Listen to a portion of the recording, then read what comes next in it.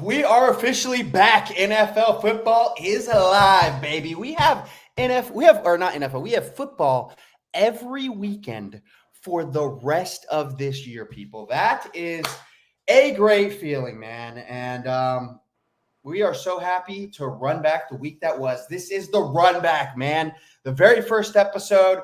We're that one NFL show on that one NFL channel on YouTube. I'm that one NFL guy on Twitter, and you already know. I don't got to say it, man. We got Knife. You know what it is. Let's get into it, y'all. Oh, what? Dang it. Twitter booted us off. I hate them so much. What? Dang it. That's our whole audience. They want me to pay the premium, Knife. They want me to pay for Twitter, and I'm not going to fucking do it, dude. I won't do it. I didn't mean to start the show off like this, but it pisses me off. We can't just pay everybody for every fucking thing, okay? You got ads on Twitter already. You don't need me to pay you. And even beyond that, it's not like, I think it's only like $4 or something a month. It's beyond that, okay? The reason is because I don't want the blue check mark on my account. It looks fucking stupid. I have like 100 followers. Why the fuck would I have a blue check? Of course it's me. Who else is it going to be? Okay, so it's just stupid. So I'm not doing it. All right, we'll just do the show with no fucking views. Whatever. Who cares? Okay, we're here for us. All right, we're here for us. But that is disappointing because I thought it worked. But all right, let's just get into it tonight. First episode here on the Run Back. And because we took quite a little pause there, we're going to run back to even before preseason. So let's just get it started with the new money and the no money. Okay. First of all, we're going to start with the quarterbacks because we always do, right? Tua and Jordan Love both signed huge deals, just like Trevor Lawrence, okay? Tua's a little bit under, actually. 4 years, $212.4 million extension, $167 million guaranteed. Listen, my man is not hurting, but all I'm saying is if I was Tua, I would have been like, bro, you're paying me as much as Trevor Lawrence. Like, I do not give a shit. We will hold out till the start of the season because – truthfully, he deserves just as much as Trevor Lawrence. Like, it really doesn't make any sense why Trevor got more than Tua. It's just, people try to say this like Tua can't do it without Tariq and Jalen Waddle, and it's like, dude, what player does it with nobody? Like, you need good players. It's not that big of a deal. I will agree with a little bit with the Tariq Hill sentiment, just only because anytime I see Tariq Hill hurt and not in the game, it really looks like trouble for Tua a little bit there. He really struggles, but I think he'd figure it out. It's just that Tariq is literally your game plan every week. It's like, okay, what are we going to do with these snaps? Well, Tariq's taking half of them. Okay, so that's all. So it's like if he's gone, it's like, shit, we got half these snaps left for this game, and we got to figure out what to do with. But regardless, I think Tua deserved to be right there at $55 million. Jordan Love stood his ground, baby. He's right there with Trevor Lawrence, tied the exact same amount, $55 million per year. I think Jordan Love actually even got a little bit more in guarantees. I will say with the guarantees, I feel like at the quarterback position with how the refs are, I feel like the guarantees aren't as important because, like, what are you going to do? You tell me you're going to cut Jordan Love or you're going to cut Tua or you're going to cut Trevor? For who? Like, you're not about to replace them anytime soon with anybody better. You know how difficult that would be and unexpected? I feel like some of the guarantees, are less important with quarterbacks. People probably disagree with me. That's just how I feel about it. Depending on who you are. If you're Daniel Jones, obviously, pretty important. But I'm just saying, like, if you're one of those guys that's clearly a franchise quarterback, I would say that it is less important. But let's just hit a few signings here really quick. Emmanuel Ogbah, back with the Dolphins, signs a 1-year, $5 million deal. I'm blanking. Somebody retired on them, and that's why they ended up signing him because he played for them last year, and they worked out, and then somebody retired, so they ended up getting him because Jalen Phillips hurt last year. Same with Bradley Chubb. They just actually activated Jalen Phillips off the physically unable to perform list. That was unexpected because he got hurt way late in the season. So if he even has a chance to start week 1, which would suck for me and the Jaguars because that's the one plus about playing Miami week 1 is that they really don't have much going on at edge rusher because of the injuries to Phillips and Bradley Chubb. They obviously draft Chop Robinson. But to me, that was a desperation play because you have no edge rushers and you're like, shit, we're going to start off the year with nobody. Other than like Calais Campbell, who is there to replace Christian Wilkins, who was a huge loss for them. But they still have trouble on that D-line. They really are going to need Bradley Chubb back to really make it like a dominant pressure group. So I'm hoping that Phillips won't even be to full health by week 1, but we'll just see what happens there. Definitely worth monitoring. Pete Warner of the Saints signs a 3-year, $25 million extension, 17.5 guaranteed. Good player, not much to say there. Connor Williams, 1 year, $6 million with the Seahawks. He's hurt right now, so I don't think he's going to be ready week 1.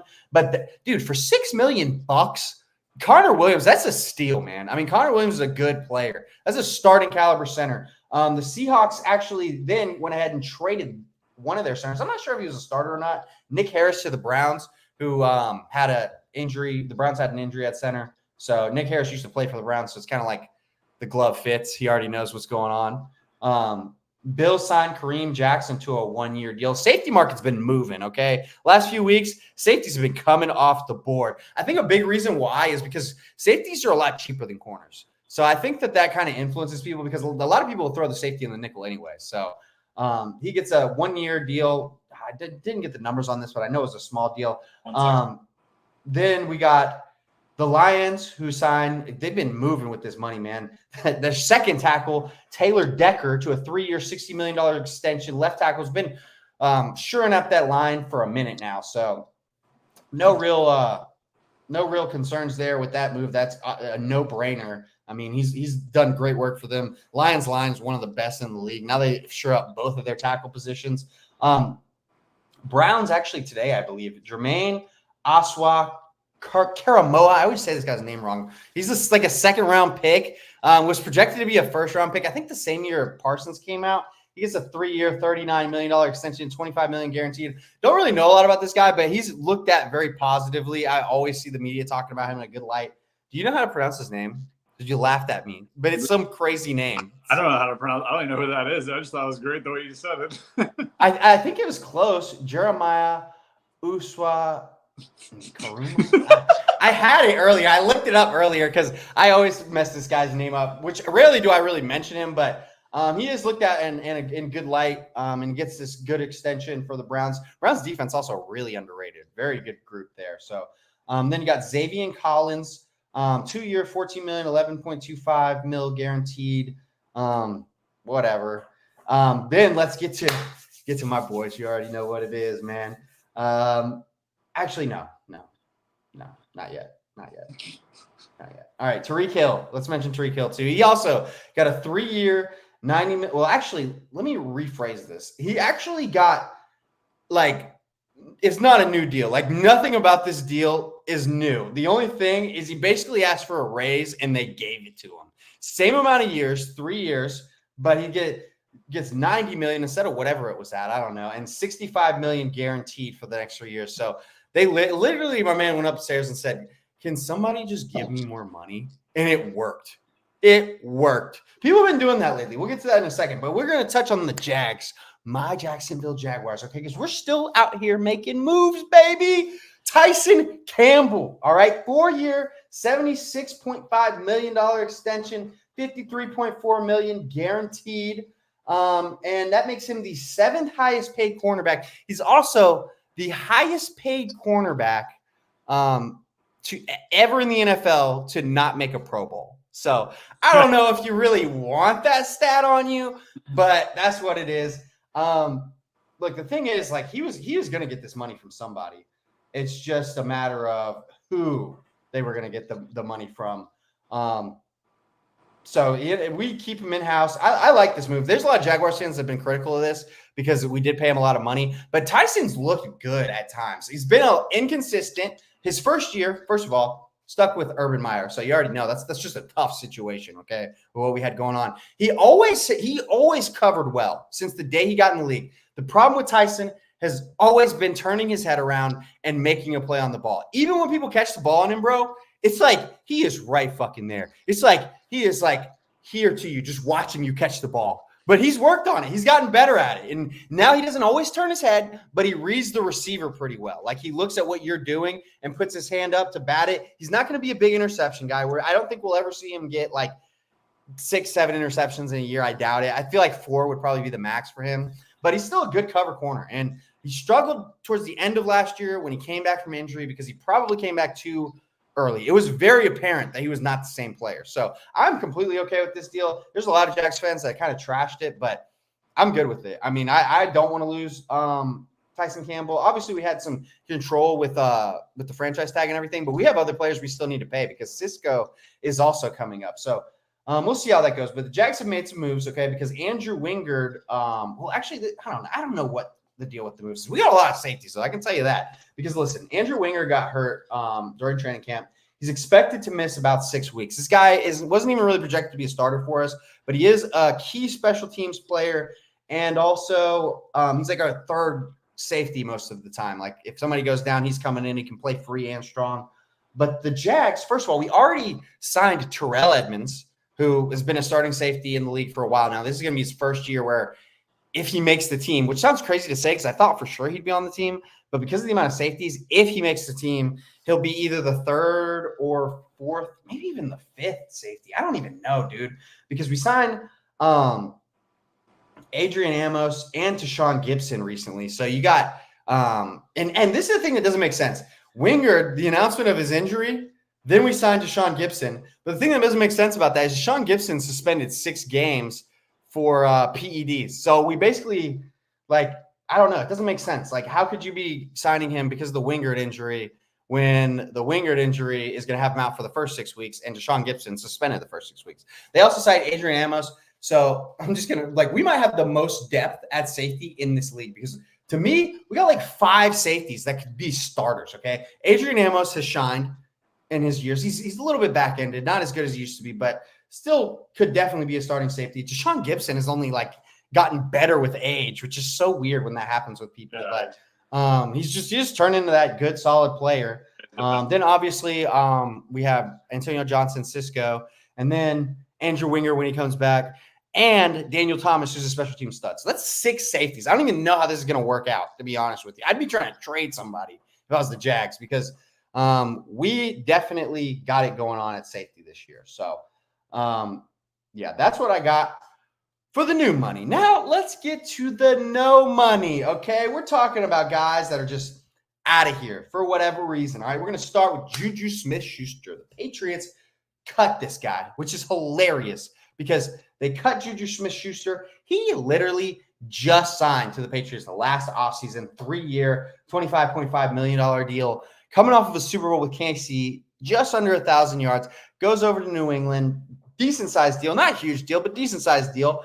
My man had like less than 500 yards. I know he had some injuries over there, but it just did not look the same. And you look at this Patriots depth chart, the fact that you got cut from that is just embarrassing. I honestly feel like Juju Smith-Schuster is going to have to wait until somebody gets hurt for him to get a contract because it's just not going to work out. That's just my opinion. Like, there's nowhere you're going to go where anybody's going to want to give anything up to you, okay? Then we also got Michael Gallup, who stepped on the field for the Raiders, OTAs, started training camp, and then said, you know what? Fuck this, dude. I'm out of here. Gallup just retires on the spot, okay? So no money for you, fam. Actually, probably did get money because they do get to do termination pay one time. So probably did get some money, but not a lot. And good career for Gallup. Okay career for Gallup. Had 1,000 yards that one season, looked pretty good. Never really, just felt like he wasn't the same after the injury.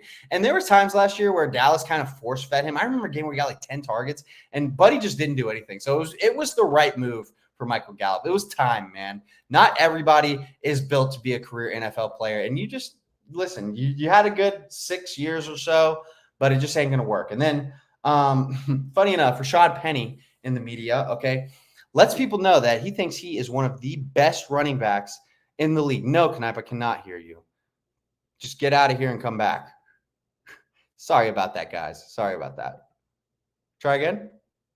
Nah, exit the whole link. Exit the whole link and just re-enter. Sorry about that, guys. Sometimes technology just doesn't work how you want it to. Well, good thing to put it in Let's Go Live, right? Since we're having these issues. So, whatever. Like I said, Rashad Penny in the media telling people that he's possibly – go ahead. All right, yeah, I'm back. Cool. You're back, baby. But, yeah, Rashad Penny telling the media he is one of the top backs in the league. And then a few days later, took a couple carries in training camp, got hit a couple times and realized, you know what? I might not be one of the best backs in the league. He decides, hang it up. I'm done. I feel bad for Rashad Penny because he's a guy that was like incredibly talented. Wasn't supposed to be a first-round pick. Seahawks take him anyways. Anytime he was on the field, he looked really good. The problem was getting him out on the field. Never could stay healthy.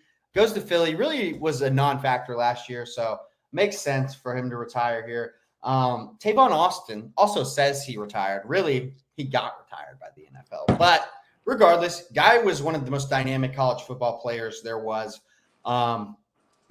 And it's interesting because you look at his highlights, it looks like something that would easily translate to the NFL, but it just doesn't. Like, I don't know. It just didn't. It was weird. He was one of those guys where it was just like you see him play and you just think you could get more out of him, but you never can. And then Brandon Graham tells reporters that this will be his last year. He spent all 15 seasons with the Eagles. That is nuts, yo. I mean, he's still getting money this year, so maybe I shouldn't have thrown him in the no money category.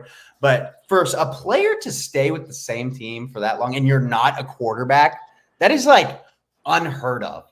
Just like absurd. But good on him, man. He's had a great career. Most likely a Hall of Famer. I don't want to say for sure a Hall of Famer, but he's a very good player. I think he'll probably make it. Okay, let's get to just another quick hit here. The NFL Top 100 finished up tonight. And believe it or not, Patrick Mahomes was 4 on this list of the best players, best players in the NFL. The guy that has 3 Super Bowls, 2 back-to-back. Hold on, let me try and just guess the top 3. So I'm going to say Christian and Tyreek are in the top 3, right? Yeah. Okay, and then did they put Jettas in there or what? Who's the third? Let me look. I think it might be Trent Williams. You can't really make an argument, but I mean, at least Christian and Tyreek, they're both just like nuts. You know, even though Patrick is obviously himself, so he should have been 1. But yeah, I mean, honestly, the fact that Patrick Mahomes isn't 1 kind of shows you why you just can't. Oh yeah, Lamar was in there too. Oh come on.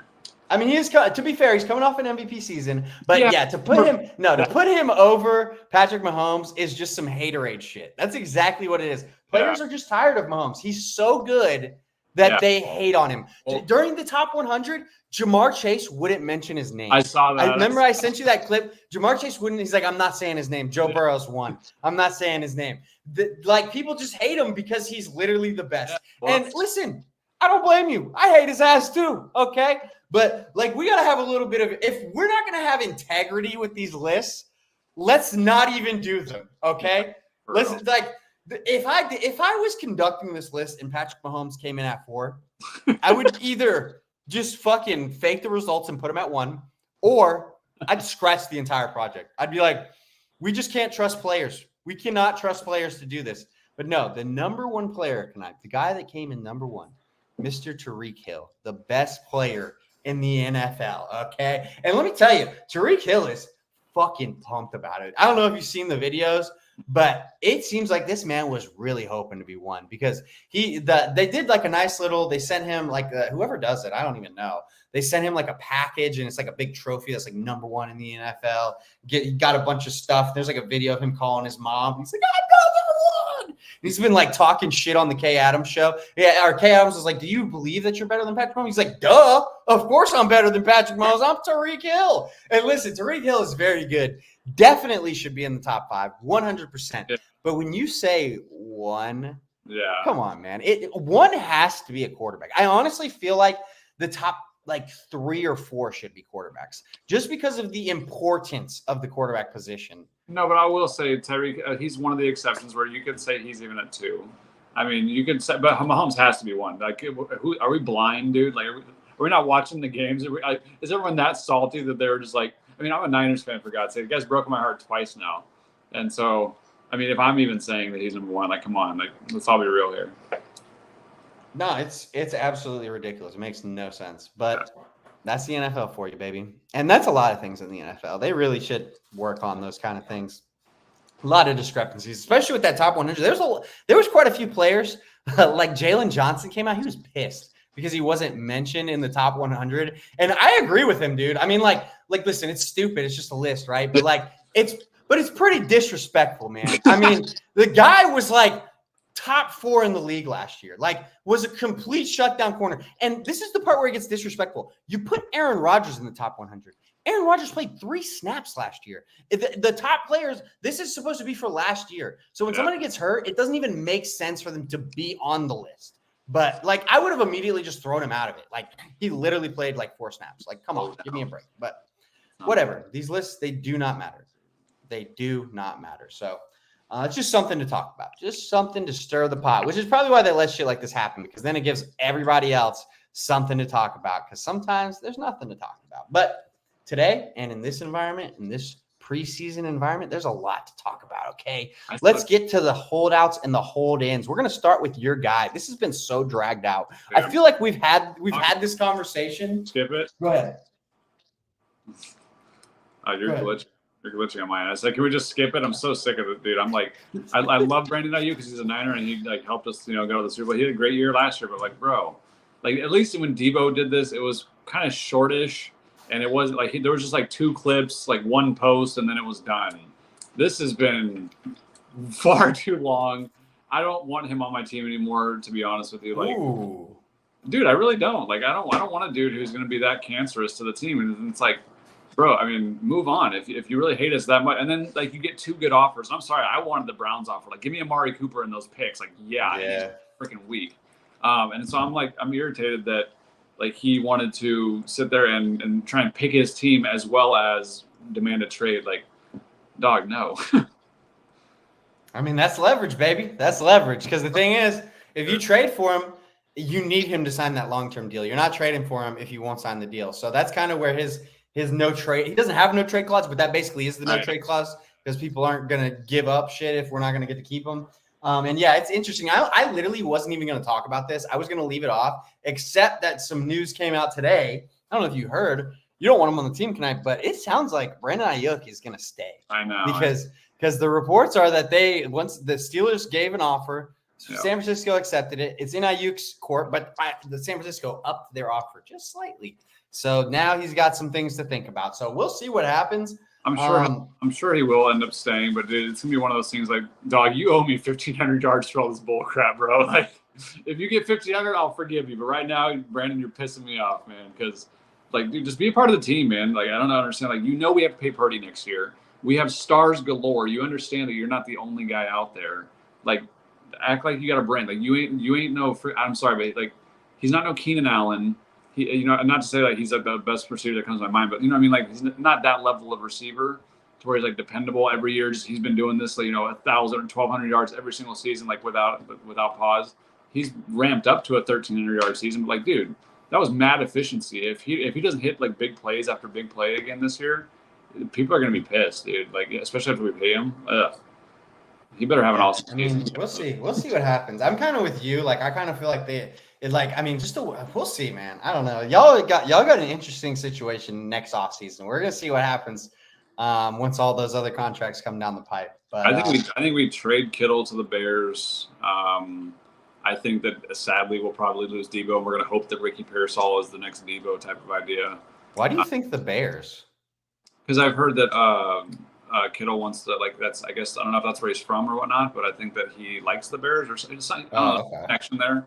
But then I could just see it happening because I can see Kittle like taking a modest like contract, because I don't think Kittle's that type of dude where he'd be demanding of like the highest money ever. But I think it'd be a good situation. I think he will. Huh? I think he's gonna. You think so? Yeah. I mean, dude, if he has the exact same year he had last year, I think there's a strong argument that he should be the highest paid tight end in the league, because last year he had 1,000 yards, which actually I looked at it. Like I compared the tight end numbers, and him and Laporta were actually the best receiving numbers for tight ends in the league over Kelsey. But even beyond that, it's beyond the passing numbers for me. Like Buddy is a beast in the run game. I mean, like he like pancakes defensive ends. So to me, like I'll tell you right now, we got a good tight end in Evan Ingram, but if George Kittle became available, like I'd give him whatever the fuck he wants, because I love a guy that can block, okay? And with the receiving skills that he has, yes, please, buddy. Yes, please. Give you whatever the fuck you want. Take my first round pick. I don't give a shit. All right, but let's move on. Past Brandon Aiyuk. We got some other training camp holdouts and hold-ins, okay? We're going to start with the most interesting one to me. Randy Gregory has not shown up for Bucs camp. And like any of the training camp game, nothing. No OTAs, none of this voluntary stuff. He just signed a one-year deal with them this offseason. There is like I had to deep dive to even get an idea of what was going on because the Bucs aren't saying shit. They just put him on this like did not report list and was just like whatever. But apparently it has some. I don't even 100% know why this means you're not coming to work. But Randy Gregory has a lawsuit against the NFL and the Broncos over some anxiety medication. It's a discrimination lawsuit about some anxiety medication that he has that the Broncos said he couldn't take or something. I don't even 100% understand. Well, I'm sure more news will come out about that as it gets more into it, unless they just settle it or something. But a lot of weird stuff going on with the Randy Gregory situation. Speaking of the 49ers, since we've been talking about them, Trent Williams also complete holdout. He is interesting because I'm going to pull it up for a second, but I know for a fact that his contract is not really close to being up, but he's kind of like Tyreek Hill. He's just like, hey, I am the fucking best. This does not work without me. I want more money. Let's see what year. So he signed a 6-year, $138 million deal when he did. It made him the highest paid offensive lineman. But he still has 3 years left on his contract. His contract pushes him till he's 38 years old. And Buddy said, you know what? I don't give a shit. You're going to pay me more. Dude, that's nuts. And the thing is, I feel like you got to do it. Yeah. Like, what are you going to do, dude? Your team's not even going to be close to the same. I know. I would much rather pay. I understand he's holding out, which, I mean, that's still annoying because Aiyuk's kind of, but at least Williams isn't making a big fuss about everything. He's keeping it all off the table. You know what I mean? Like, he hasn't been like going on podcasts and bitching about it and like Trent Williams. Because I'm sorry, but that's bitch shit. Like Trent Williams ain't no bitch. Like he's actually he's a good ass dude. Like everyone talks about, he's a great teammate. That's a guy I want in my locker room. That's why this Aiyuk shit's kind of annoying. But yeah, with Trent Williams, I would much rather give him the extra. Like I'd give Aiyuk the middle finger and just give the extra 10, 15, 20 million or whatever to Williams and make him happy because it's like, dude. Like you said with Tyreek, it's the best guy in the league at that position. What are we doing here? Like, let's keep him happy. It's fair. I get it. I would be pissed too. But like 6 year, like you should just understand at some point as an owner, like if you have a premier type of player, you're gonna have to revisit some shit every now and again. Like you're gonna have to because these guys deserve it. And I mean, when you ask for the best put forward, then okay, pay me the best, motherfucker. I get it. You know what I mean? I understand, but. Yeah. Trent Williams, we'll get you out there, bud. They'll pay you, I'm sure. Yeah, I agree. They're definitely going to – they really have no choice. But what's interesting to me more than anything is, like, looking at his cap numbers. Like, it's tough, dude, because, like, he's got a $10 million cap hit this year. This is the salary cap sometimes. He got a $10 million cap this year. But next year, it's going to be $34 million, and the year after that, it's going to be $37 million. I'm going to compare that to what you guys actually have in cap space right now because – it's just like, dude, where are you going to keep putting this money? Because eventually that shit does come due, man. I mean, we've seen it happen finally with these teams that just go all out. Let's see, where is it? What? This can't be right. No way. Let me look somewhere else. This is $51 million. That doesn't even make sense. Us? Yeah, that's what it says. That's why I'm like, no. No, you guys are first in the league. $47 million available. I have no clue how you're doing this. But I can tell you this. It ain't going to last much longer because there's no way. It doesn't even make sense. Let me look. I feel like I got to like triple check this. Damn, we're good. Yeah, see, this is why massive like I want to sign the first contracts ever. I think I've said this on the show before, but like I want to see my GM and my coach get the first ever lifetime deals. Like you can be here as long as you motherfucking want to be here because I love you guys. Like, I really do, man. I do like Shanahan and Lynch, man. Like, what a duo. I love those guys. That's why I want them to win one so bad because, like, they deserve it too. Like, well, obviously, like, more than the fans, but I don't know, man. Like, Shanahan needs his ring, bro. We need to get one for him. It needs to be this fucking year. And I swear to God, if it's Patrick Mahomes in the fucking Super Bowl again, and it's us, like, dude, what if there's another rematch? Like, oh, if we lost that, I think I'd be ruined forever. This is so mind-blowing. You guys have it. You guys have the 50. I've checked 3 different places. I'm just mind-blown. I don't understand. We probably can't spend any because of next year's, like, and all, you know what I mean? Like, oh, yeah. No, that's definitely what's going on. But I still am just like, why'd you even do that? Like, it's like if you got all that space, like, I guess you're going to make some moves because otherwise, why wouldn't you just move some of it to this year so that you can free up next year? That's just kind of how I'm looking at it. Yeah. But it must be because of Aiyuk. They must be preparing for that. And Trent Williams at the same time. So that's got to be what? That's basically 30 mil to Aiyuk and then 10 more mil to Trent. Yeah. And then you're left with like 10. Yeah. Yeah. Yeah. No, that makes sense. It's just crazy that you're able to do that, but whatever. We're gonna see that fall off next year. That's for sure. That's why I said that. This is our last hurrah with this group, dude. Like, if we don't do it this year, we're blowing it up. It's all going to shit, and we gotta hope that we draft like some beasts, like Lynch has, kind of been doing.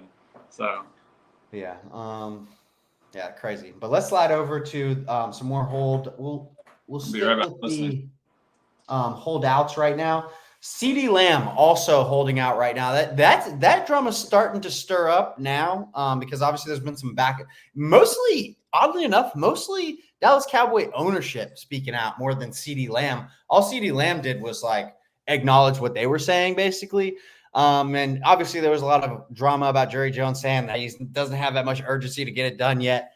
I honestly, I feel like he doesn't care because it's going to get done. Like they're not letting CeeDee Lamb go. I mean, that would just be such a tough situation to let him walk. They still have a lot of control over him too. So that's another reason I think that no matter what, he's not going anywhere. But I do think a deal will get done soon. If not before the season, probably during the season, I would guess. And ownership actually had something really funny to say. The last thing that I read that they said was that Lamb is going to need at least 15 targets a game for what we're going to have to pay him. So I think that's also hilarious that you're coming out and saying shit like that. But it's just interesting because it's like the Cowboys have kind of been the loudmouths in that situation, which normally it's like the player, but CD really hasn't said much. Actually, let's slide over to the hold-ins. I'm going to say no, we'll hit him now. Hassan Reddick. This is the funniest situation. Yeah. I was debating where to put this, but this is the funniest situation. This is such a Jets thing to happen, okay? The team looks great. They've got the offensive line shirt up. Aaron's back. Receivers are loaded. Breece Hall looks like he's ready to have a career year. Defense was already top 3 last year. They lose Bryce Huff, basically exchange him with a trade for Hassan Reddick. And at this point, I don't know who's to blame because at first I thought it was Hassan Reddick's fault because from what I've read, it was that they already told Hassan Reddick that like, hey, we're not going to give you a new deal, but we will trade for you and you can play on this one and then we can see what happens. And from what I heard, he was okay. Originally, he was okay with that. And he was like, all right, let's do it. And then there's a press conference with him kind of saying like, he kind of covered his bases a little bit. It kind of sounded like he was going to play no matter what, but he didn't say he was going to show up to training camp and preseason, to be fair. So it's not like he said all of those things. But then Hassan Reddick's camp says that the Jets told them that they would rework the deal after, and that they'd work on it like after the trade. They didn't have anything in place, but that they'd work on it and that they made no attempt to work on it. So Hassan Reddick requests a trade after already being traded for. Okay, they give up a conditional third round to get it. I'm not sure what the conditions are, but yeah, now he requests a trade. Jets basically, and I would have done the same thing as the Jets. Jets put out a statement that says we are not trading you, and I would have done the same fucking thing. I'd be like, you know what? Your career will just die here. We're just gonna put you on the. I don't even want you to come. I'm just putting you on the non-exempt list and the did not report list, and we're not going to pay you a freaking dime, and your career is going to be over unless you show up. So he inevitably is going to have to show up. Yeah. But it's just funny because it's so much drama. It's just so much drama, so unnecessary too. And I'll be honest with you, if I was a Jets fan, I'd be concerned because you saw the photos of him just like in Japan. He looks like he's just doing other shit. He just doesn't give a shit. And there's other things that have come out about him being a stat patter, which I thought was kind of harsh because he plays defensive end. Obviously, you want to get sacks, but looking like a real me guy right now, to be honest with you. But could be the Jets' fault. The Jets told him they were going to give him a new contract. If I was the Jets, I would just offer him a raise. I'd just be like, look, we'll give you $3 million more this year. Just come to fucking work, okay?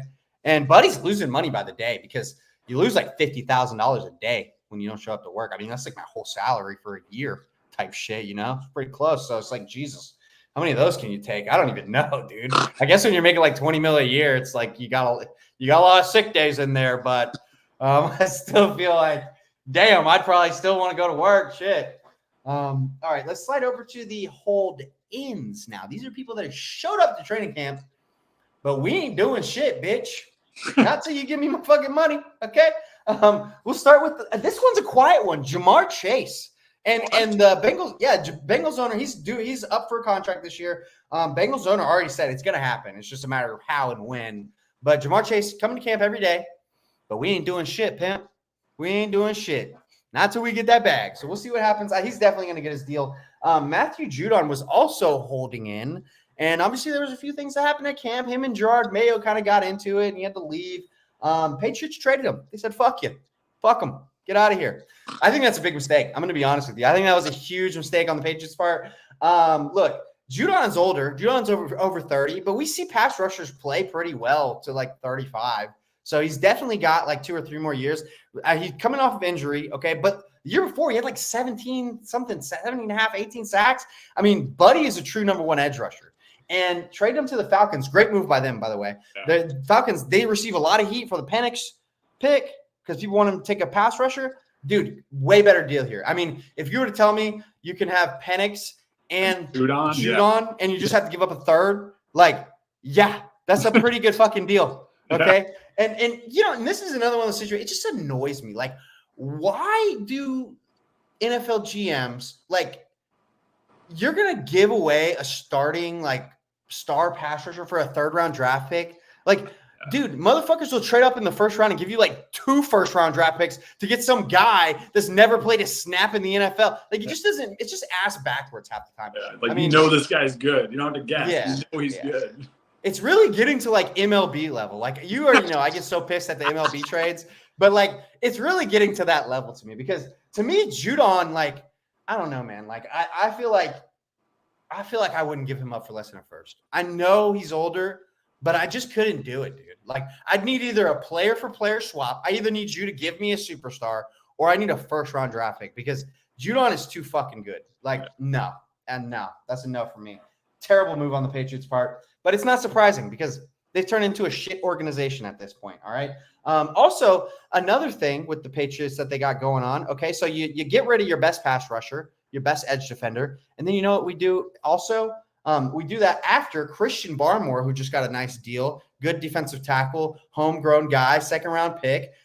He has blood clots, and he's out in some wait-and-see type of situation. I don't know shit about blood clots, but I can tell you right now, the Patriots just lost the 2 best guys on their defensive line. That's tough.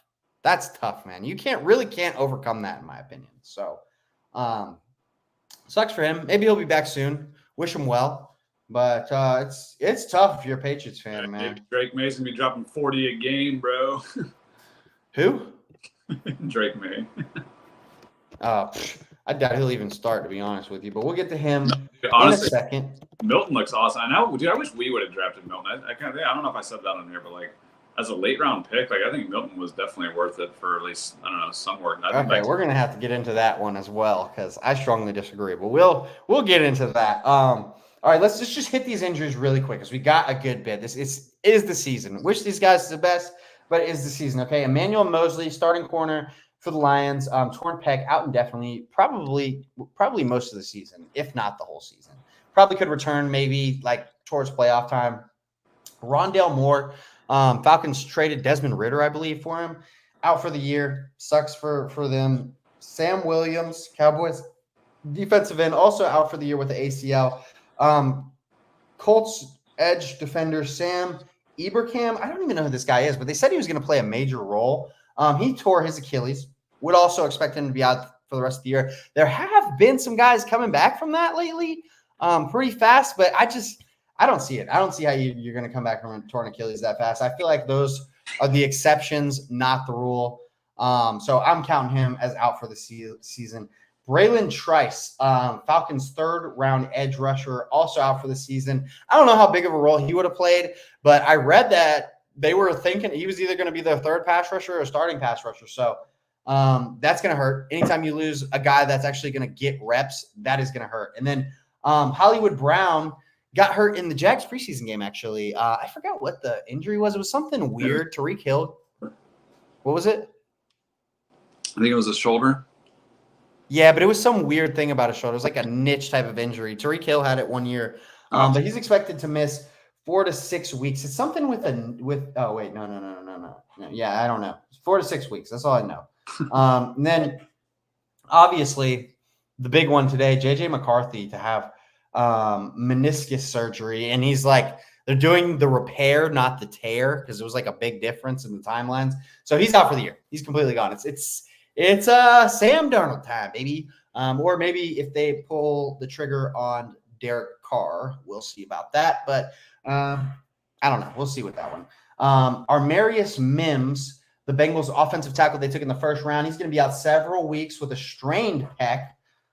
So that's going to hurt. Obviously, Joe Burrow has had a history of having a shitty offensive line. So hopefully they will figure that out for old Joe because he's just coming back off of injury. So not really a great sign there. DeAndre Hopkins got hurt in practice, also expected to miss 4 to 6 weeks with a knee injury. Take your time, baby. Take your time, DeAndre. All right, as a Jaguars fan, I'll let you know right now, it's going to be all right. You guys ain't fighting for shit, so don't even worry about it. Then the Cowboys new left tackle, because obviously they got rid of Tyrone Smith. Chuma Idaga. No idea who this guy is. No idea how to say his name. Expected to miss. They didn't put a strong time on it. Just said some regular season time, left foot injury. And then Jordan Addison today had a big scare. People thought might be the year, might be the ACL, but it's just an ankle injury, luckily. The severity, not yet reported. Timeline, not yet reported, but avoided quite a catastrophe over there because let me tell you, the Vikings, it's not looking good. The injuries are piling up already, and we're just starting this shit, okay? So it's not looking good for the Vikings. All right, some suspensions, okay? Texans, Danico Autry. Didn't he come from you guys? The name or no? Maybe, I don't know. Maybe not. But he's suspended 6 games for performance-enhancing drugs. I'm about it, okay? Same. Arden Key, the guy who built the city of Jacksonville. I don't know if you heard, but he totally built this place by himself. Our situational pass rusher for 1 year. He's also suspended for 6 games for PEDs. Now a Tennessee Titan. Pick the Titans because he could have a starting job, but he's missing 6 weeks. Yikes. Good luck there, okay? And then this one I wanted to bring up. There's no suspension on this yet, but this is honestly nuts, dude. The Browns' second-round pick, Michael Hall, okay, got arrested like yesterday or the day before with a domestic violence charge. First of all, the details are gruesome, okay? This guy needs fucking help. The Browns should cut him. I genuinely believe that. And they just spent a second-round pick on him. Dude, after reading that, like I'd be like, yeah, no, we are not going to let you come on the field after that shit, bro. Buddy, like, I guess like his baby mama or girlfriend or whatever had a baby in his hand, pushed the baby, like a 12-month-old baby, like knocks the baby out of her hands, throws it. I don't know if this was reported correctly because the way they used pronouns in it, and it says that he threw the bottle at the baby. I read it multiple times because it didn't make sense. I think what happened is he pushed the baby out of the way and threw the bottle at the mom because that makes more sense. You push the baby out of the way to hit the mom with the bottle. But the way that it was like, that's the only thing I can think of because like, why the fuck would you hit a baby with a bottle? Like, what the fuck did the baby do? Like, it just doesn't make sense. And the pronouns were used because it said he, she, it didn't like, you know what I'm saying? It wasn't like specific. So I think that was just misreported, but it also says that he held a gun to her temple and said he will end it all. Okay. Buddy, post bail, he's back at practice today, practicing. I don't even know. I mean, listen, it is the Browns, okay? We got the fucking predator Deshaun Watson out here grab ass in every fucking massage therapist he sees. So why not let this guy shoot his baby mama in the head and just come back on the football field and play? Why not, right? This is the NFL, okay? It doesn't matter. We got Aaron Hernandez here. We got all these guys. I'm blanking on the guy. What was the guy for the Cowboys that like threw some girl on the bed with AKs? He was good too. Alden Smith used to play for us. No, not Alden. It was a different guy, but I think he came from the 49ers too. I don't remember, but shit is just crazy how much people get away with in the NFL, man. I mean, I just honestly cannot believe that that guy is back at practice. I was like, yo, that's fucked up, man. Like, Jesus Christ. Like, you're not even if you're not going to cut him, you should put him on some kind of like fucking mental health list or something. Like, we got to get this guy help before he can go play football again. Jesus Christ. All right, but let's move on to the fun stuff, all right? Because we got preseason action, baby. The first week has passed. And we're not going to touch on everything, okay? But we are going to touch on a few things, all right? And you know what? I was going to start with something else, but let's start with the rookie QBs, okay? Honestly, preseason, I really don't have too much bad things to say about anybody. A lot of people didn't get a lot of work. So, like, you brought up Drake May and Milton. Let's just start there, okay? The Patriots are idiots, first of all. Let me start with that. They just get dumber and fucking dumber. I don't know if this is Gerard Mayo or if it's like some organization. It doesn't seem like Gerard Mayo is like the head guy, really. Like sometimes when I hear him talk in press conferences, it really – I forget who the guy is. It's not even the GM, but it's like a head person in the front office because they asked him about the Aiyuk trades, and he was like, I don't even know. You got to ask. Yeah, I forgot his name. But basically, they're dumb to me because – look, they send the starting offense out there. Jacoby Brissett, whole starting offense, plays one series. Buddy doesn't complete a pass, okay? I don't even know why you brought him out there. Then you pull them all out, okay? I don't even know what the fuck the point was to put him in if he's just going to have 3 incompletions and we're just going to move on. Then you put Drake May in, gets one series, 6 plays, and he actually looked okay. Like, I felt like with those 6 plays, like he had one – some people said it was an overthrow. It was a drop to me. I mean, it hit both his hands. He was like 4 for like 3 for 4 or something. But wasn't 2 of those checkdowns? They were, but I mean, dude, it's fucking 6 plays. Like, Jesus, answer me this: why is Drake May getting 6 plays in a preseason game?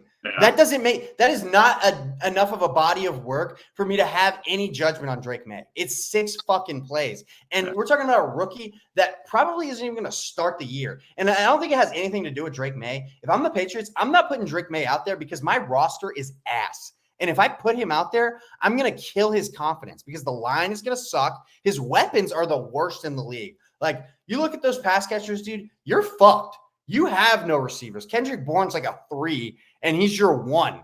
So it's bad. I mean, Aiyuk literally, like, they were going to make him like the top 3 paid wide receiver, and motherfucker was like, fuck that.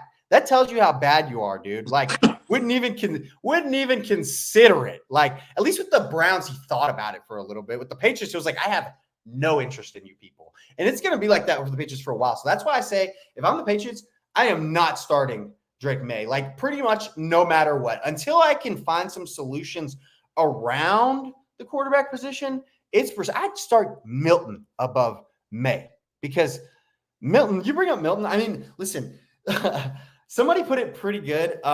Milton is a practice quarterback. Milton is a guy that looks good in practice because he's got a cannon of an arm. Look at his stats in college. Buddy really is not an NFL QB. Like, I'm like, stats can lie a little bit, but I mean, if you're a quarterback, you should be throwing for 2,000 passing yards. You should be throwing for 20 touchdowns in a season in college football to translate to the NFL. That's just my opinion. I mean, listen, I've been wrong before. I was a huge Josh Allen hater, but in my opinion, to this day, I still say that Josh Allen is the exception. He is not the rule. That does not happen very often. And to me, Joe Milton is a practice squad quarterback. He's a guy that will eventually need to find another way to play football at a different position, or he's just going to be out of the league pretty fast. But I mean, he obviously has some hype with how he is a cannon of an arm and everything. I don't know. I just don't believe in the guy personally, but I think he's going to be better than May. I would doubt that strongly. And I don't think I don't even think he's like the kind of guy where it's like I feel like he will never get that kind of opportunity. Like, he will need injuries to happen for him to ever like touch the field in a serious situation. Or, you know what else? Actually, one exception. You know where I'd throw him out there at? If I needed a Hail Mary for some reason. If we're doing a Hail Mary play, I'll just toss you in there and we'll just throw it. We'll see what happens. But that's pretty much the only time I could see him getting in. But you never know, because if you would have said Brock Purdy was going to be the starting quarterback for the San Francisco, I wouldn't even know who he was. I would have been like, what are you talking about? But all right, we'll move on. Past the Patriots, they suck. They'll never be good. Oh yeah, another thing I wanted to mention about that game, they play the Panthers, right? Stupid is as stupid does. Let me tell you, because this was the two stupidest teams in the NFL. The Panthers also not playing their quarterback, Bryce Young. Because you know why? Because he's such a stud. We don't want to risk him getting hurt out there in preseason. Have you ever heard anything more fucking ridiculous? They didn't say that, by the way. I'm just No. but like, dude, come on, man. Like, look at the season this guy had. And I'm not even saying that it was his fault. There was a lot of shit that made it damn near impossible for him to succeed. Should have had a better year than he did, but still like impossible to succeed. And I don't want to judge him off that 1 year. But at the same time, I am judging their head coach, Dave Canales, because, dude, you need to get this guy fucking reps, all right? This is the NFL, okay? Yeah, people can get hurt sometimes, but if you need reps, you need reps. And these guys aren't ready. Patrick Mahomes played this weekend, dog. Patrick Mahomes. Travis Kelce took snaps in the preseason week 1, but for some reason, Bryce Young, I almost feel like Bryce Young maybe, and this isn't the total speculation show, but this is total speculation. I almost feel like the only reason you don't put him out there is because he's looked so bad in camp that you don't want to hurt his confidence and you want to get him more training camp reps first. But even that doesn't make that much sense to me. Like, I'm throwing you out there. Like, it's just stupid. It's just fucking stupid. Okay. Let's slide off that game because it really just didn't matter. There wasn't much to watch. That was so disappointed the first night of preseason because I seriously watched for like 30 minutes and then it was like, okay, everybody's gone. These are third stringers now. Just forget it. And it's annoying because it's two teams that like they should have their guys out there. They need to work more than pretty much anybody. Okay. I'm just going to kind of slide down these games. Lions, Giants, pretty much nothing to talk about in this game. Other than the fact that Hendon Hooker got his first NFL like action. Obviously he came off the injury when he got drafted. He looked kind of middy, but it's kind of expected. His first NFL action coming off the injury. Not too much to touch on there. Texans, Steelers. Texans offense looked pretty good. 3 and out the first time, but there was a good – CJ Stroud had a good long deep throw. I forget who it was Schultz. And it was arguably pass interference that wasn't called, but they ended up punting it. The next series, like 40-yard bomb – not bomb, but 40-yard pass touchdown to Tank Dell. Buddy – hurt himself last year towards the end of the year, missed the rest of the season, gets shot like 2 months ago. And preseason game 1, we're catching 40-yard touchdowns. So I don't know if that's something to be concerned about as a Jaguars fan, but I was not happy to see it. Okay. Was not happy to see it. And then on the flip side, the Steelers. Steelers, interesting team this offseason. The whole story around the Steelers is going to be the quarterback position. We'll see what happens if they get Aiyuk. But originally, Russell Wilson was said to be the starter. Mike Tomlin announced it, but he's been hurt, hasn't been playing in training camp, missed the first preseason game, and yet apparently has opened the door up for Justin Fields, which I'm very intrigued to see how this plays out. They say he looks really good in camp. This is the only thing that's going to be tough for him, in my opinion. If you're Justin Fields, it's been said that it's competition. It's been said that that door is open. If I'm Justin Fields, I want Russell Wilson to come back because how do I compete with a guy that's hurt? Like, how do you do that? How do you beat him? You don't even know, like, what he'll look like in the offense yet. So we'll see if Russell Wilson gets out there for week 2. I'll say this. It looked kind of mid. Justin Fields didn't look bad. It was just like he got 3 series. 2 fumbles, by the way, on those series, which it was a snap to him both times. And the first one they showed the replay, it looked like Justin Fields dropped it and it was his fault. And then the second one happened, didn't show the replay at all.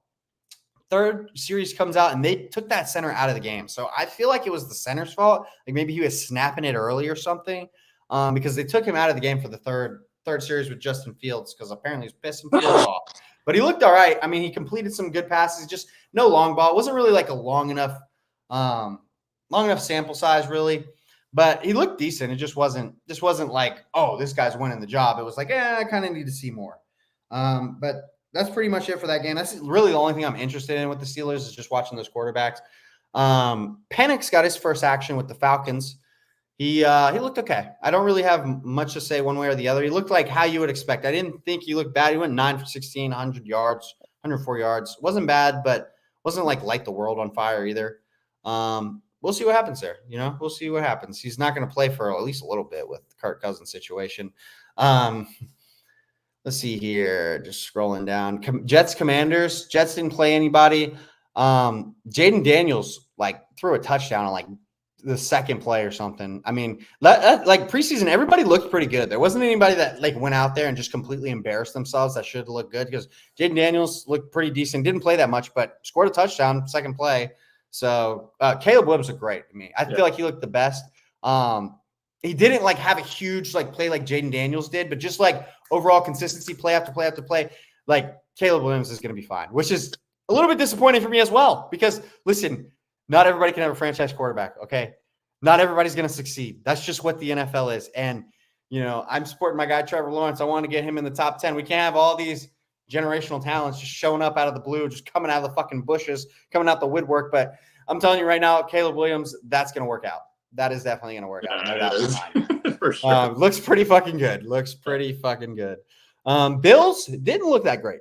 Obviously, it's Josh Allen. I wouldn't be concerned, but they got some question marks with those weapons. And it shows because, this week they went ahead and brought Corey Davis in for a workout. I'm telling you right now, that's not the answer. But, hey, they're searching for one. They're certainly searching for one. Then we got quarterback competition with the Raiders. Okay, Gardner Minshew, Aiden O'Connell. They're going to decide after this week's preseason game. I was a little confused because when the game started, I don't remember who was calling the game, but they said that it was going to go Gardner Minshew or Aiden O'Connell, Gardner Minshew, Aiden O'Connell, Gardner Minshew, and do that for the first half. It didn't go that way. Aiden O'Connell got one drive. I believe they got a field goal on it. And then he got pulled out of the game. And then Gardner Minshew just basically, they got a field goal. And then Gardner Minshew was the rest of the half. And Gardner Minshew scored a touchdown, then scored a field goal. So, we'll see. I truly believe that if it's a competition, and I'm biased because I've watched the guy a little too much, but if it's a real competition, Gardner Minshew wins the job. That's just my opinion. If it's not a real competition, I wouldn't be surprised if they just hand it to Aiden O'Connell, because he's a younger player. And I think that they kind of want to see what they have in him. He looked really good in preseason last year. He didn't get enough playing time though. That's what confuses me. If it's a real competition, why'd you only give him one drive? That's where I don't really understand, but we'll see what happens this next week. To me, Gardner Minshew is the clear better option. And then with the Vikings, it looked okay with Sam Darnold. Only got one drive, did bring it all the way down to the end zone, went for it on fourth, didn't make it. So turnover on downs. JJ McCarthy looked solid too. I won't say he looked amazing or anything, but he played good. Like I said, most of it was decent, decent play by pretty much everybody you would expect. McCarthy not going to miss the rest of the year though, so it literally doesn't matter. We'll slide over. Packers Browns. Browns played nobody. Packers played starters, scored and end of drive. Okay, Jordan Love looked like Jordan Love. It's very competitive right now, man. It kind of freaks me out how good everybody looks. Honestly, I'm God damn it! Can you guys suck, please? But yeah, Jordan Love scored a touchdown pretty fast. Yeah, yep, 3 plays, scored a touchdown, pull him out of the game. So that was the story of this week, dude. Everybody was just scoring out of the game. Bengals, Bucks, same thing. Bucks didn't play any starters. Bengals played their starters for one drive, scored a touchdown, not immediately, it was a drive, but Joe Burrow looked like Joe Burrow. T. Higgins looked like T. Higgins. So everything. Jamar Chase didn't play, but everybody else looked like how it should look. 49ers, Titans play. You guys will not play any starters ever. You're like McVay, you just don't do it. And then the Titans, they did play their starters. And unfortunately, it looked better than I wanted it to look. I'm not going to lie to you. Will Levis scored a touchdown on his drive. Okay. And I believe that was all he did. No, 2 touchdown drives. That's right. That's right. I was God damn it. But he looked better than I wanted him to look. Okay. And listen, if anybody's watching, we can't put pretty much any stock into preseason. And anytime I want to put stock into preseason, I just remind myself, okay? You can just remind yourself as well. Last year in the preseason, Kenny Pickett scored every time he was on the field. Nope. That's all that needs to be said. Kenny Pickett and Matt Canada put on Super Bowl performances in the preseason last year, and neither one of them are on the Steelers anymore. So that's all I'm going to say. But I'm still going to watch. I'm still going to do it. I can't fucking not watch. I got to like just see what's going on, okay? So Titans look better than I fucking wanted them to, but whatever. We'll see. Still think they're going to suck. Saints did not look good. They played their starters, and it just looked like ass. It completely looked like ass. Let me see how many. I can't really remember if it was 1 or 2 drives that they were out there. Yep, 2 drives and a total of 9 plays, punts on everything. So not looking good for them. The Cardinals, I don't believe they played any starters. I know that they did not play. They're not playing Kyler Murray at all. Just take a look. Yeah, no, they didn't play any starters. Nobody at all. So that's what makes the Derek Carr thing even more sad. Like, dude, you got 2 drives and you didn't do anything against straight like third teamers, because even key second teamers were not playing for the Cardinals in that game. So I definitely think if I'm the Saints, and there's been some Spencer Rattler noise, and I did not watch Spencer Rattler. I got bored of that game so fast. Once Derek Carr got out, I was like, I'm done. But I looked at his stats; didn't look that great. But they say he looks good in camp, and it sounds like it's a possibility that he might get traded, and Spencer Rattler becomes the starting quarterback. To me, that's a total tank move, but we'll see what happens. Chargers, Seahawks, they didn't play anybody in this one. Yeah, no, we're just gonna move on. There was nothing of note in that game. Let's see, what else do we got? Broncos, Colts, watched a little bit of this. Anthony Richardson didn't look great, but he's coming back off injury, and he only played like 1 drive. So whatever, we'll see. And then Denver looked Bo Nix was like one of the better looking quarterbacks. He played long. Stidham got the start. They keep saying it's a quarterback competition. There's no doubt in my mind Bo Nix is starting week 1, because they put out a depth chart that just made no sense. It showed Nix as QB3 and Zach Wilson as QB2. But I know for a fact that Zach Wilson has only took snaps in training camp with second and third team, and Bo Nix gets snaps with first team and splits it with Stidham. So, listen, there's no way Stidham starts. There's no way. There's no fucking way that you took Bo Nix at 12 and you're starting Stidham. I just don't believe that to be the case. It would be crazy if Bo Nix worked out, though. I will say that. Like, I would be so shocked. My wife's family, they're big Auburn people, so I've watched a good bit of Bo Nix, and he's one of those guys, like, I can't believe he was a first-round pick. Like, I really cannot believe that's what happened. He put some growth in, because he was not that good at college football when he first started. Slowly got better and developed himself. But, yeah, he's definitely going to start week 1. And we should get a good idea of who he can be after the first year, in my opinion. And before we get to the Jags and the Chiefs, okay, we're going to talk about one guy here. And I'm only bringing him up because you're here. Trey Lance with the Cowboys. He's just such a fun watch for me. Like, this is a guy, like, I'm a Trey Lance truther, okay? Listen, is the guy that good? Probably not. But I still want to see him get his shot, because this is a guy, like, the most, like, under the radar top 5 pick ever. Like, just never talks to the media. Even when he was with you guys, I felt like I never saw Trey Lance talk to anybody. He's such a quiet player. And, like, it's funny because I feel like 49ers fans don't even hate him. Like, 49ers fans, like, they all blame, like, if they're mad about it, they're mad at Kyle and John Lynch, and they're like fucking idiots, and they're like, fire him because anybody else would have been fired for that pick. Yeah, maybe, but they win, so who fucking cares? It doesn't matter. But there's got people like outside, like, that aren't 49ers fans that just hate this guy. Like, there's just some serious haters where it's like, because he was the 3rd pick, because he sucked, it's like we just want to bash him, and like every chance we get. And he didn't look amazing, but he looked better than people gave him credit for. He was 25 of 41 for 188 yards, so it wasn't like a lot per completion. That would be my biggest knock on the game that he had. It was a very check down Charlie type of game, and he didn't put up enough points. But he did have a few drops that happened for him that were kind of bullshit. And also he completed a pass and a fumble. So shit wasn't really his fault. But I do find it notable that he was the 2nd quarterback to come in, and they didn't play starters. So he's basically QB3 over there, which is really interesting. It's like, dude, if you can't steal the job from Cooper Rush, just quit, man. Just quit. Top 3 pick and you can't take it from Cooper Rush, just forget it. But I do want to see more from him. I really do. Rams, we already know their deal. They don't play anybody. Stetson Bennett back, though. I find that really interesting. It's really funny because Buddy literally just, like, quit last year. I don't know if you know that, but, like, they drafted him in the 4th round.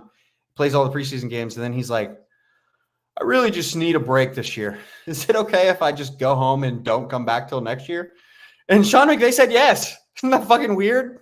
And here we are the next year, and he's in line to be the backup. Throws 4 interceptions in this game, by the way. Played the whole game. Threw 4 interceptions. Gets a touchdown at the end, and we all cheer for him. Yay, look at him. Oh, my God. Wow. Jesus. Just forget it. He's terrible. Yeah, just forget it there. I mean, I don't want to say he's terrible. He hasn't played enough, but it's just stupid how people do that. He might be. Do what? I don't know. You can just tell from the eye test on some QBs, man. Like some guys got it and some guys don't. It's not that hard to tell. Like Buddy doesn't have it. He's not going to be anything. He's nothing. I haven't watched him enough. Georgia, I would agree. I didn't think like he wasn't even projected to get drafted. That's what's so interesting about him. But the only thing that I don't know, like McVay, like when McVay drafts somebody, I always feel like I have to look at that person now because and give them a second look because McVay, dude, he never obviously they haven't had a lot of early draft picks, but Buddy hits every time, every single time. 5th round draft pick, all-star. 6th round, doesn't matter. You're starting. If you're a draft pick, it's like you're just immediately a starter for them. So we'll see what happens. But he is projected to be the backup, which is interesting to me. All right, last game, the best game. The Jags and the Chiefs, baby. Huh? So I'm getting hungry over here. Let's go. All right, yeah, Jags, Chiefs. We looked good. That's all I'm going to say. First team offense looked pretty good. Parker Washington looked like a beast on special teams. And defense held Patrick Mahomes in their one drive to a field goal. So no complaints for me, baby. And I got lucky, and I got into a suite for the game. It was pretty dope. Not to brag or anything, but I was watching the game next to David Garrard, okay, and Trevor Lawrence's wife, Marissa. They were all there. It's fucking weird that I got in there, but here we are. It was fun. It was a great time. Hopefully I'll be back. Who knows? That's all I got to say about that one. All right. Before we get out of here, though, I got a little bit of dumb shit. I know you want to eat, but I promise you it's worth the wait. There's some dumb shit going on this type of year, and sometimes we just got to get into it, dude. I just could not help but include these things, and we'll make it quick. Okay, where do I start here? Oh, yes. The first one, we'll start with A.J. Dillon. You know what? We'll start with A.J. Dillon. Let's just give this guy a listen right here, okay? Yeah. And on Saturday, you didn't have a ton of opportunities, of course, trying to get, the 2nd, 3rd, and 1. When you look back on film, people on Twitter might say, why can't he get a yard? What did you see when you watch back? Is there it seemed like, is there no room? It's just nothing to, what can you do at some point? I graded a 98%.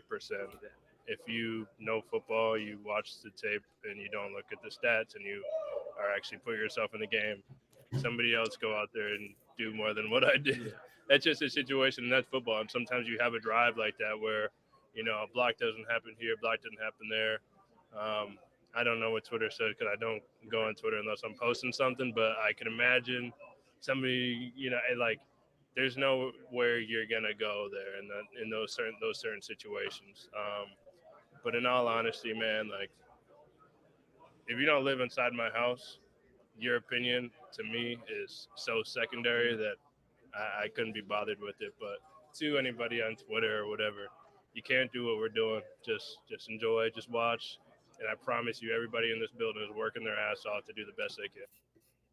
Just wow, man. All I got to say about that is what a loser mentality, okay? And I might be a little biased because I drafted A.J. Dillon last year in fantasy football. Aaron Jones gets hurt, and this guy is just ass, dude. I'm honestly mind blown that the Packers brought him back.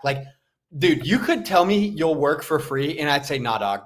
It's fine. We don't need you because he is so bad. And to mention your PFF grade from a fucking preseason game, and then you start throwing your teammates on the blocks weren't there, and just excuse making after excuse making, dude. Just hate to see it. I'd cut his ass just for that answer, to be honest with you. Maybe I'm a little salty, but I just feel like that was just a stupid ass thing to say. Let's go with another guy that had some stupid shit to say. Marquez Valdes-Scantling. Okay, this guy has been around the block, has had great quarterbacks, and still sucks dick. How do you do that? Okay, but according to him, he helped Aaron Rodgers win a couple of MVPs. He helped Pat win an MVP, a couple of Super Bowls, and his resume speaks for himself. He's put up some big numbers with these guys, Knipe. according to him, Mr. Scantley, he's putting up some big numbers. Let's take a look at these big numbers that Scantling is putting up, okay? Because, oh, dang it. Did I get rid of it? I had it on here. Dude, I'm not even going to pull it up again. Awful numbers. I don't know what this guy's talking about. All I can say is sometimes you're better off just not saying anything. That's just like life sometimes, you know? I mean, Buddy is literally not even a starting receiver. Like he's on the Bills, on the fucking Bills. They have no receivers and you're still a backup. How does that make sense? I'll answer for you. It doesn't, okay? It doesn't. And I do have the stats. They're right here. They're right here. Just to flash them really quick. Let's just go last few seasons with Kansas City. 315 yards, 680. That's decent, but just like very mid to bad. It just makes no sense that you would make a stupid statement like that, okay? Last two dumb shit of the week, okay? I don't know if you saw this, Knipe, but your boy, Colin Kaepernick, let's take a listen to what he had to say this week. Whoa. You play NFL again? We're still training, still pushing. So hopefully we just gotta get one of these team owners to open up. What would it mean to you to play NFL again? I mean, it's something I've trained my whole life for. So be able to step back on the field, I think that would be a major moment, major accomplishment for me. Also, yeah, we've seen enough. Listen, I don't know why we let this live on, but it's just, I feel like he's got to be trolling at this point. Like, how old is he? Like 38 or something? No way he's that old. No. No, he's probably 35? Probably that's more reasonable. I'd say 35? probably 33 to 35. Just ridiculous. Like, he's got to be joking at this point. Like, there's no way you're telling me Colin Kaepernick is like waking up at like 5 a.m. and like going to some training facility and just like fucking going hard like he's an NFL quarterback. Yeah, like it's just stupid. And honestly, it's the NFL's fault that this has lived on for so long because they're the ones that bring it up and do dumb shit. Like, remember when the Raiders brought him in for their workout? Like, why did you do that? Why did you allow this to happen? So, but funny enough, Jim Harbaugh, his former head coach, actually came out and said he offered him a coaching position. So we'll see. I mean, if he wants to get back in the NFL, that's how you do it. That's how you do it right there. That's your only route. And to be honest with you, I think that's a bad move by Jim. That's just an unnecessary distraction for somebody that's going to be like a team assistant. And I don't think he's going to do it because, like, Colin Kaepernick has a lot of money. He won that lawsuit against the NFL. And coaches, when you start off, like you're in coach ranks, you're making like $30K a year, dude. It's like fucking dog shit money. And you work so many hours. That's why good players normally don't do it. All right, last dumb shit of the day. You're going to appreciate this one, Knipe. I know it. I fucking know it.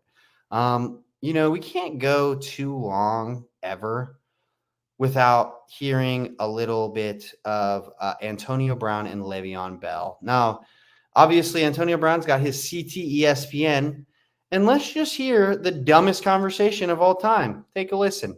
Afterwards, yeah. Do you think I got CT?